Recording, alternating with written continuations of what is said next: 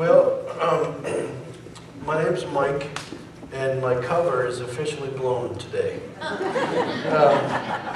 Several months ago, Sharon and I had finished about 23 years of ministry just outside of St. Clair, and a time of change was upon us. And so I was looking for a place to go to church, and I had a certain list of criteria, you know. First of all, it needed to be someplace where nobody knew me. And of course, that's what I thought when I got here, but it turns out there's a lot of folks who knew me or knew Sharon, and so that didn't work very well, but it worked for a couple weeks. And then I needed a place where I could come late and leave early, and that was on purpose. Thank you for letting us do that. We just needed to be, and Pastor Randy, of course, gave us permission to do that, and we were grateful. I do want to commend you. The very first Sunday we were here, we were invited to Sunday school, and we have been offered at least 12 mugs since we've been here. So, I mean, what that tells you is that you're making an active effort to reach out to new folks, and we could sense that. And literally the very first Sunday we were here, so good for you. Keep it up. And the other criteria was, well, I didn't have a criteria about this necessarily, but I noticed that the men's group met at Bob Evans, and I said, well, anybody who eats breakfast at Bob Evans is good with me, so that's kind of how we ended up here. Plus, Pastor Randy went to Asbury Seminary, which is where I went, and it turns out Judy and Sharon worked in the same buildings at Asbury College and knew many of the same people, so we had a really good connection there. So anyway, thank you for letting us just come and go and sort of catch our breath, and we're grateful for that. But I'm taking a risk as we launch into our message this morning, but do we have any Tigers fans in the room? I got 1, 2, 3, okay. So just a little confession here. I was born in Massachusetts and raised in Maine. So guess who my team is? Yeah. You know, it's the team that, you can put that slide up there. It's the team that won the series this year, okay?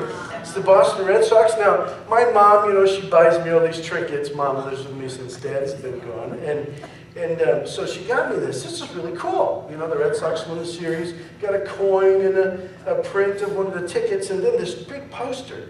Now, having adopted the Tigers, since I've been living in the area for like 25 years, you know, my teams are the Red Sox, the Tigers, and anybody beating the Yankees, okay? So but one of the things they noticed about this picture was the biggest picture here is Price pitching. The second biggest picture is J.D. Martinez, right? Are you catching on here? Yeah. Then Porcello won 17 games for the Red Sox this year, and Ian Kinsler, because Pedroia, their first-string second baseman, got hurt, they brought him on the team, and he can't hit for beans, right? And so he got a clutch single RBI in one of the playoff games, right? So I think, after living in the Detroit area for almost a quarter of a century, that the Red Sox should send the Tigers a thank you note, right? Because half the team is former Tigers. You're welcome. Yeah, right? I mean, just play with that song. Now, the interesting thing to me is the party that took place because of the victory. And that's what I want to focus on today. These guys, the Red Sox and half the Tigers with them, went to a place and had a big celebration. They spent $500,000 on their team victory party and left a $150,000 tip. Whoa. Can you believe that? I couldn't believe it either. And then on top of that, there was the big parade the city had, and who knows, hundreds of other private victory parties. It's the party that I want to talk about today. And one of the things that Pastor and I were talking about was just when I get enough, you know, I was feeling better and getting ready to jump back in, so to speak. How can I help? What do you want me to do? I'm going to be around. And so we talked some about outreach and, you know, and all that sort of thing. So I said, well, all right. When he asked me to help him, because he's going to be gone this weekend, I thought, well, I can preach on Luke chapter 15. Amen. Are you familiar with Luke chapter 15? Well, let me just read for you the first part of the chapter, and then we'll move forward. So Luke chapter 15, I'm reading from the New International Version. Now the tax collectors and sinners were all gathering around to hear him, and that's, of course, hearing Jesus. But the Pharisees and the teachers of the law, the kind of the stuffed chairs of the religious world in the day, of the law muttered. The NIV has the word muttered to themselves. They're basically complaining back and forth. I can't believe this guy's hanging out with all these people. Going back and forth, you know how people are. And so, this man welcomes sinners and eats with them. And then Jesus told them this parable. Suppose one of you, the interesting thing that I noticed right away, is that in response to the angry assessment of his spending time with people who don't know him, he tells a series of stories, parables. A parable is a story. Anybody here fish? If you fish, you know how you kind of drop that lure alongside the log and you just jerk it a little bit. And if you think, every time you go fishing this year, okay, and you're in the boat and you're trying to hit that spot right where that largemouth is, you cast right alongside the log. A story, a parable, is a story cast alongside a principle to illustrate the principle. Okay? He tells 3 parables, 3 stories, casts a story along a principle 3 times in Luke chapter 15. And the first one he says, then Jesus told them this parable. Suppose one of you has 100 sheep and loses one of them. Does he not leave the 99 in the open country and go after the lost sheep until he finds it? And when he finds it, he joyfully puts it on his shoulders and goes home. And then he calls his friends and neighbors and together says, rejoice with me, I have found my lost sheep. I tell you that in the same way there will be more rejoicing in heaven over one sinner who repents than over the 99 righteous persons who do not need to repent. And that process, that scenario, the search, the find, and the party is the process that you find in the stories of Luke chapter 15. Now, Jesus uses these stories to illustrate to people who do not believe that the lost are worth it. And that's what he's trying to get after today. By the way, as we move forward, there's a couple of places, if you're interested in some resources about how to share your faith or turning people to tools that they can use. I've got some websites up here. First one is crew.org. And if you go to their website and click on How to Know God, it's actually an activated bridge illustration of how to share your faith. And then there's Navigators. If you click the Evangelism tab. And then the coolest one is tellyourstory.today. Now, this is where you record your testimony, right? So if you go to this website and you go down the side and you go to St. Clair, I know that's not how you spell it, but for some reason I threw an E on the end and I don't know how to fix it. So, but if you go to that website, you go down and say St. Clair, Michigan, hit that and you'll hear my testimony. Okay? And then it sends me a little note that says somebody listened to your story today. It's pretty cool. So you can use it as a tool. Say, I don't have time. You're at work. You're not supposed to be, preaching the gospel, while you're driving or whatever. And so, hey, here's my website, or here's my, go to this website, boom, and then you can just check it out. Anyway, it's kind of cool. And then the last one is knowhimpersonally.com. That's actually kind of a For Spiritual Laws pamphlet. You click it, it kind of goes through a similar thing. So anyway, just some tools that you may or may find helpful, and so I just commend them to you. But there are 3 scenarios that I want to talk about, there, all 3 of which lead to a party. Okay. And my contention to you today, I want to encourage you as you look into 2019, is to make it a point to have more parties in your life. Rejoicing more over people who have come to Christ, like you guys who light the candle and you have baptism service. I've seen you do that. It's amazing. Maybe do that more, right? And so to have more parties. And the interesting thing about a party in Scripture, whether you're talking about the Old Testament series of festivals and even the Lord's Supper, it's the Greek word for Lord's Supper is Eucharistao, to give thanks, right? So every time we want to give thanks for our salvation, we get together and we celebrate. We celebrate. We celebrate. Amen. Right? That's what we celebrate, that I was lost and now I'm found. I'm not lost anymore because I found Jesus. Remember that song? That was kind of fun back then. I think that was in the 80s if you were around then. Anyway, but may God grant us the grace to party more. And you know, in the Bible, it seems where I live now in this, I actually have a day job while I build my business or while I figure out what I want to do when I grow up now. I don't know. But most people I work with party on the weekends to forget. In Scripture, God has a party to remember. So may God grant us the grace in 2019 to have more parties so we can remember. Remember. Remember what? Well, Jesus is going to tell us 3 ways, and we're going to zoom through these. But the scenario, there's 3 scenarios. One is the shepherd. Now, shepherds would contract with a guy and say, I'm going to take care of 100 of your sheep for 3 months. All right? That is, okay, if you take care of my 100 sheep for 3 months, I'll pay you X amount of dollars. That's a good deal. Now, every time the shepherd, how many times a day do you think he takes inventory? Because if he loses one, that cuts into his profit level. You show up at 99, you've contracted for 100, your profit goes down, right? And so he's going to make sure. Isn't it interesting that in the very first story that Jesus uses to illustrate to people who don't think being connected to the lost is worth it, he says inherently that people who don't know him are inherently valuable. Lost sheep is worth something, so he goes and finds them. Lost coins, probably about a day's wage, it's worth finding. And a lost son. If you've ever had a son or someone you love who's wandered off and done some silly things because of their own rebellion, you know the heartache that creates because you love these people. Jesus is trying to say to those who don't care about the lost that they're worth it. And he says it 3 ways.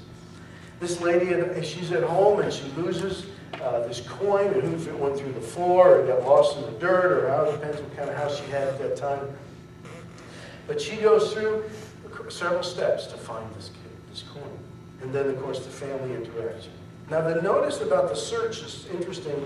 The text describes the search in the second scenario. I won't take time to read it all at this point, but she turns a light on and she has a very careful search. She carefully searches the whole house for this missing coin. Now, the word careful is instructive. It means to pay very close attention to detail. Did I look in this spot yet? Did I miss a part of the house? And she's probably very methodical. She started, in the kitchen and went to the living room, went to the bedrooms, went to the bathroom. Who knows how she did it? But the word implies that this was not just a willy-nilly, let me just turn the light on and see what happens. That's very informative in terms of how we connect with those who don't know Jesus. It's not like, let me just sit here and we'll see what happens. The word careful means she had a plan and she executed it, and she didn't stop until she found the coin. The shepherd didn't stop until he found the sheep. And Dad did not stop waiting for his son until he came home. The search was careful, continuous, and conclusive. You didn't stop until you found it. And then at the end was this party. The shepherd, he picks up the sheep, he puts it on his shoulders. We'll talk about why in just a minute. And he goes back and he calls his friends and neighbors and says, come party with me. I am joyful and I want to act it. When the Red Sox won and J.D. Martinez jumped on the pile, on the mound like they always do, you could tell that they were happy about something, right? Even if you had the sound off and you were just watching the screen. Whoa, these guys are acting happy. And so the 2 words in the text used to describe happy or party or celebrate. The first is the joy that flows out of my heart, and then you can see it in how I act. That's the kind of party God likes to throw. It's people who are actually happy to be at the celebration. So here's what I noticed. I did a little research in this map right here. this is current, there are 2.5 billion believers in the world today. Now, how often does God put a party together in heaven every time a sinner repents if there are 2.5 billion people in the world who follow him? Now, that's a third of the population. Now, I don't know about you, but that says to me that I serve a God who loves a party. And they say we're boring. You guys take all the fun out of life. Huh! I'll tell you what, I'm going to go have a party and I'm going to remember it tomorrow. Right? That's the kind of parties we have. So let's talk about for a second these lost folks. Who are these lost people? And the word lost is a very violent word. The sheep gets lost. It's sometimes translated, what happens to a guy when he's defeated in battle? He's so wounded, so injured, he cannot help himself. And so that means that you have to go and put that sheep on our shoulders and carry him back because he's now so injured he cannot help himself. Which means if you don't go and I don't go, what happens to that sheep? Same thing with a coin. It's not like the coin's got a locator on it, you know. Let's see, it's around here somewhere. And just snap your fingers, it pops up. Oh, there it is. I have to go looking for it. I have to take the initiative. Now, it's interesting, in the scenarios, how many times do I go looking and how many times do I wait? If you're a statistician, this is an easy question to answer. If 2 out of 3 times I go, and the third time, Dad stays on the porch and he waits for his son to learn how to wait. So 66% of the time, I'm taking the initiative, and the other third, I'm waiting. I don't know if that's what God intends there or not, but that's just simple math. And sometimes you wonder, should I go or not? Or should I go? Generally speaking, yes. But not always. These lost people are sinners. Did you notice in the text it says, what the Pharisees or the teachers of the law were upset about was the fact that he was hanging around with notorious, the NIV translated, notorious sinners. Did you know that these guys were so sinful they had a reputation for being sinful?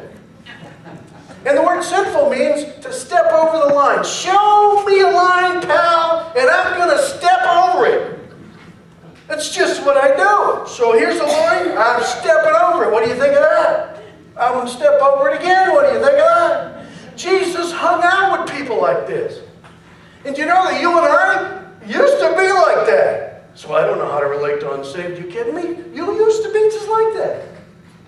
Of course we can relate. Now, it's interesting now because where I work is an exactly Christian environment. And the first few days I worked there, I just sat in the break room just to absorb the atmosphere. They didn't know who I was. They kept asking me, because who are you really? They kept asking me, who are you? I said, I'm just a guy who needs a paycheck. Yeah, okay. And so I'm training one day, and I'm learning. I didn't know what else to do. I always wanted to drive a big truck, a big rig, right? And so I go to tractor trailer school. Dr. Cadrette, going to tractor trailer school. So I don't know. I just need a paycheck. So anyway, so I'm backing. He's teaching me how to back it up, you know, and I'm having all kinds of fun because I'm starting to get the hang of it. When I didn't have the hang of it, it was a train wreck, I'm telling you.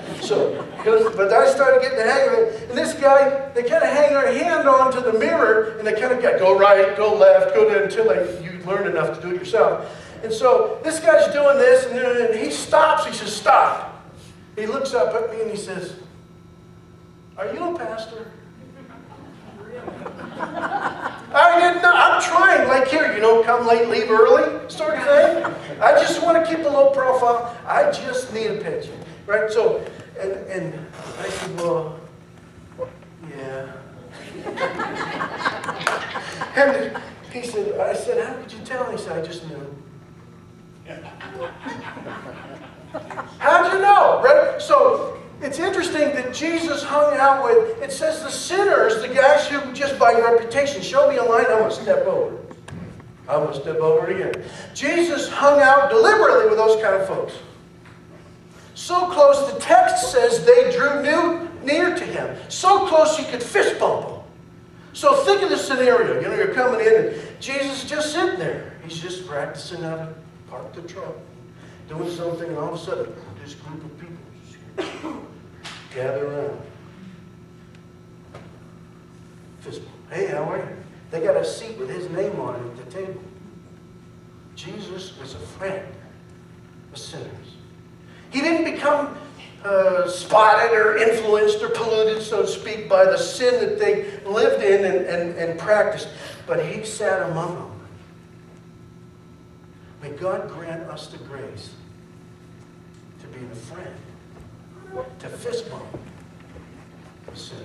People who deliberately have the notorious reputation of stepping over the line or missing the mark. That's the other image. It doesn't matter how they aim because of their sinfulness, they're always going to miss God's intended target. Jesus hung around with them. The text also describes the lost as these unrepentant sinners. Kind of like the son, you know, who just put distance on purpose between themselves and God. Wasting their life, in verse 13.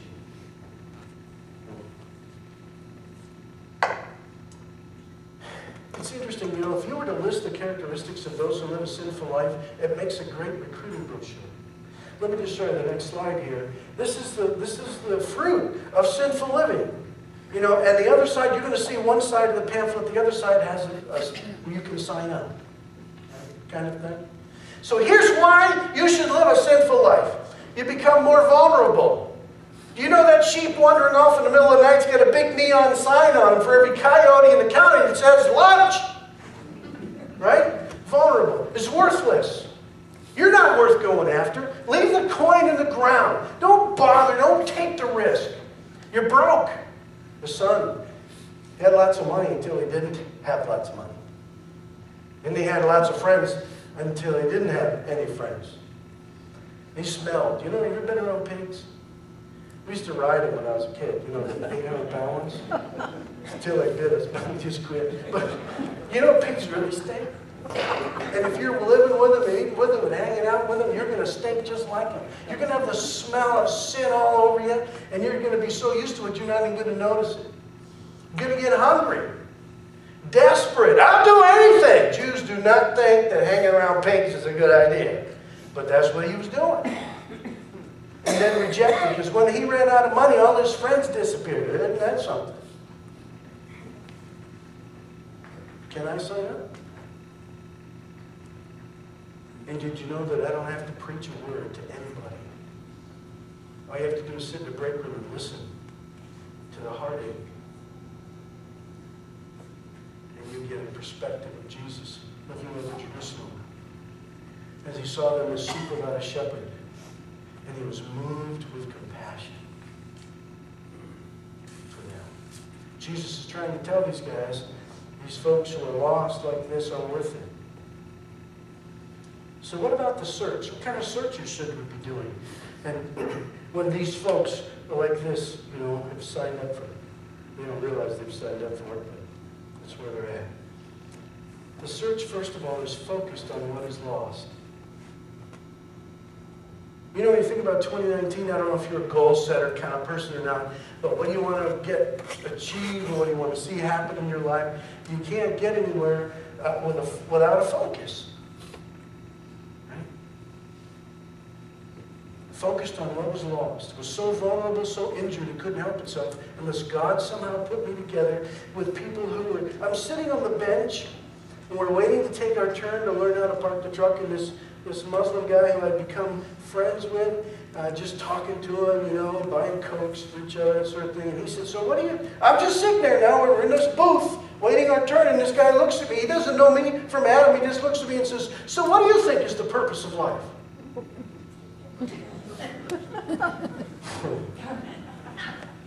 How about to love God and serve Him forever? It's a good Presbyterian answer. And I believe that. Can you imagine? He said, well, how does that work? I said, you got to connect with God first. Well, how do you connect with God? Well, you receive Him into your life, and you kind of walk through that.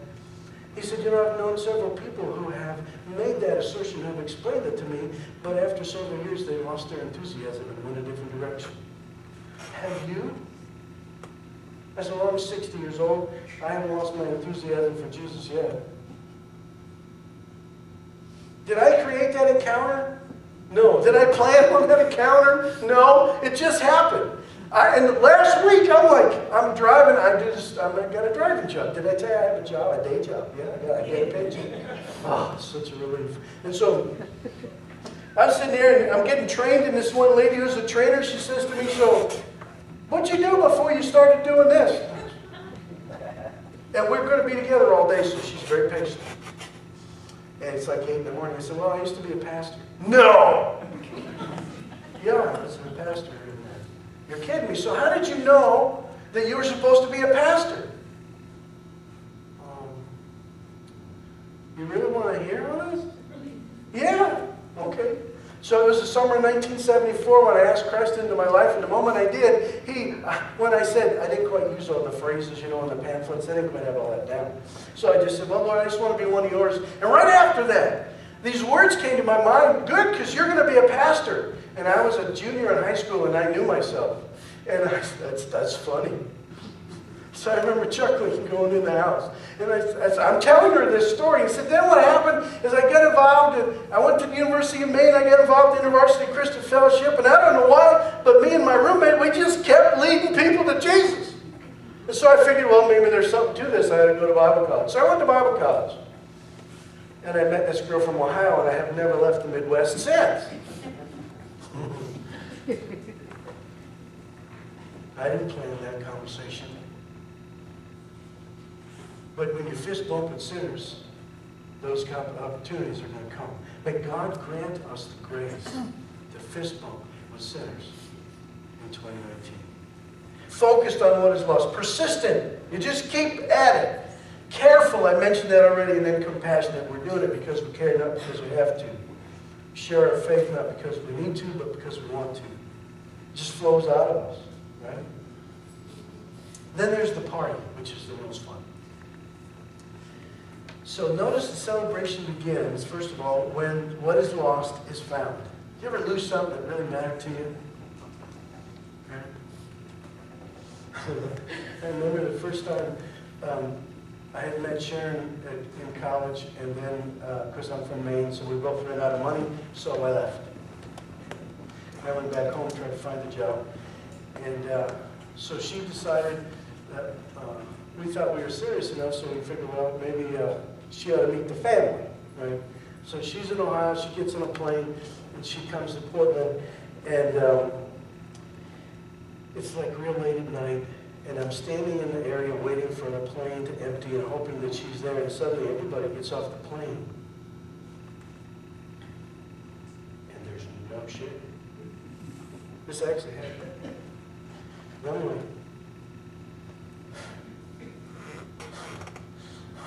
Well, I can't imagine what's going through my head, right? And then suddenly, around the corner, I don't know what took her so long, but there she was. But in between, you know that moment of you've lost something that matters to you, and suddenly you found it. That's what's behind what's in the text. To love people who don't know Jesus so much that you're just willing to wait. To put yourself in a position, no matter what, to be able to fist bump with them. To get that close to them. So when you find what's lost, it's party time. It's the end of the search process. I've been looking. The text doesn't tell us how long, how much time has transpired, but you get the idea that there was an amount of effort. I don't know how long Dad stood on the porch waiting for his son to come over the hill. But he did. And he never stopped until he came home. Is there anybody you're praying for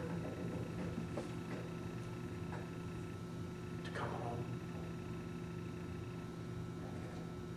The story encourages us to keep on waiting, keep on praying, keep on fist bumping until they come home. Joy is experienced. It's the heartfelt sense of accomplishment. And then the friends and neighbors are invited, and a party is held on earth as it is in heaven.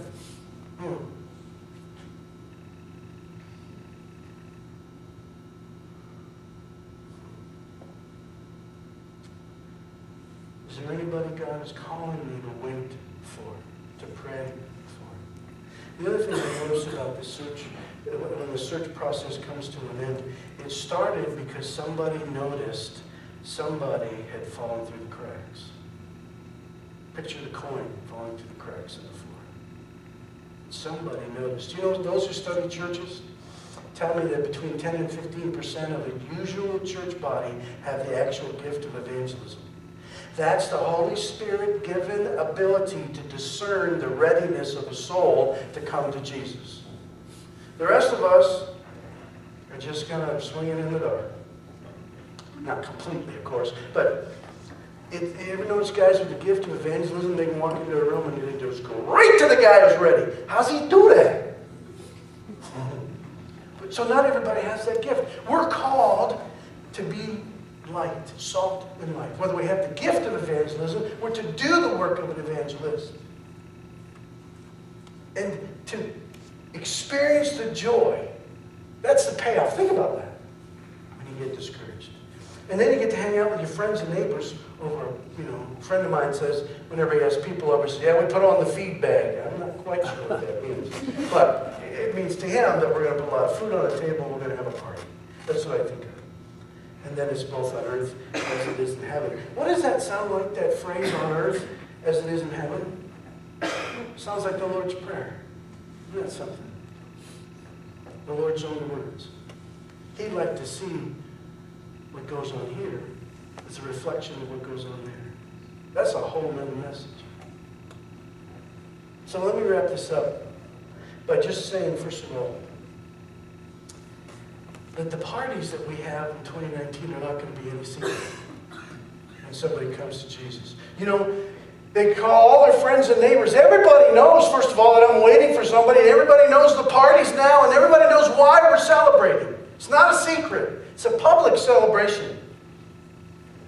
Because God always considers us valuable. It's worth having a party, taking the time and effort to put it all together. I think of in particular the people I know who are so discouraged, so convinced that nobody cares about them. And I think about Luke 15. There is never, ever a moment in history, ever, where God does not consider me valuable to Him. God says to the lost, you can be found. You guys ever read the book of Jonah? You know that guy? He went fishing, sort of. Fish went after him. Kind of thing.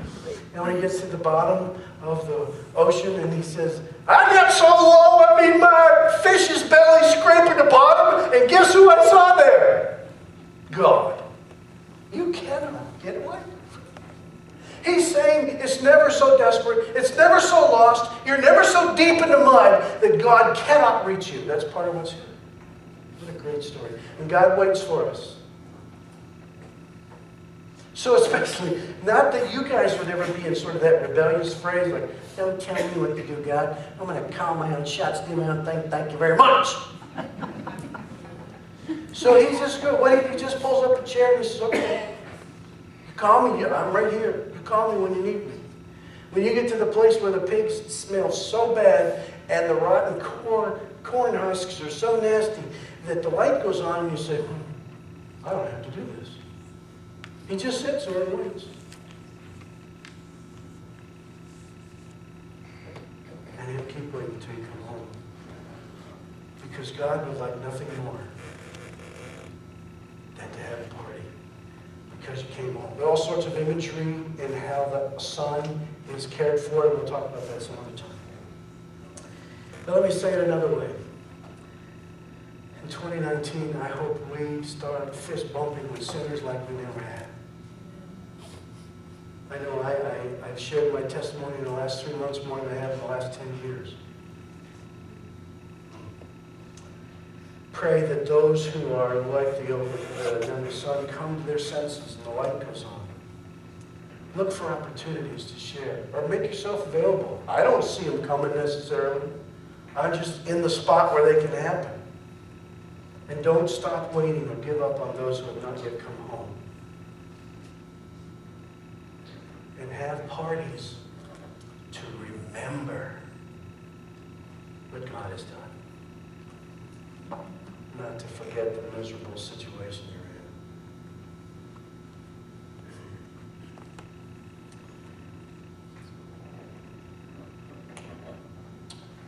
you're in. Get ready to wrap up with our closing song, which is a great song about our Redeemer. And, it's kind of business time. If you find yourself in a place where God has spoken to you in some way, I just want to pause for a moment and give you a chance to think about how it is God wants you to respond. Are you a rebel in the pigsty and you need to come home? Come on home. Are you just a little discouraged because the people you love keep making bad decisions? Then keep on praying. Maybe you're scared to share your testimony. Get there. Maybe you just need to get some help with, what do I say? How do I say it? I don't know. However God has spoken to you today, don't miss the opportunity to start 2019 in a way that God has designed. Let's pray.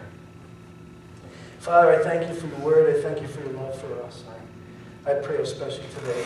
I know how you work. I know how you speak to us. And you've spoken today.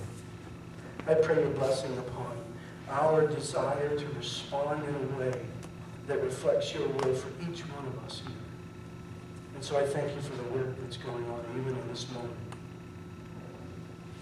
And Father, we do also want to be sure to lift up our pastor, Randy, and Judy, as they are gone this weekend, getting some rest, relating and connecting with people that matter to them.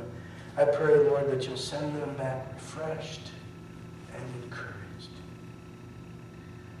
And so, Lord, thank you for your work, both there and here this morning. In the name of Jesus.